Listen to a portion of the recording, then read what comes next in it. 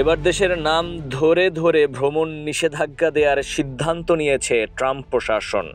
ইতোমধ্যে new York টাইমসের হাতে এসেছে ৪৩ দেশের তালিকা যাদের উপর ভ্রমণ নিষেধাজ্ঞা দিতে যাচ্ছে যুক্তরাষ্ট্র। ট্রাম্প প্রশাসনের সিদ্ধান্ত অনুযায়ী ত্রিমাত্রিক নিষেধাজ্ঞার ছকে রেড, অরেঞ্জ এবং ইয়েলো লিস্টে রাখা হয়েছে সব দেশের নাম।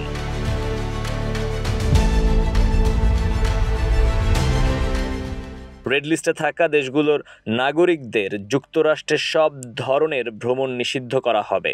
ভিসা বাতিলের সর্বোচ্চ সম্ভাবনা থাকবে অরেঞ্জ লিস্টে এবং ইয়েলো লিস্টের দেশগুলোর নাগরিকদের ভিসা দিতে রীতিমতো সূক্ষ্মাতি সূক্ষ্ম চিন্তাভাবনা করবে ট্রাম্প প্রশাসন।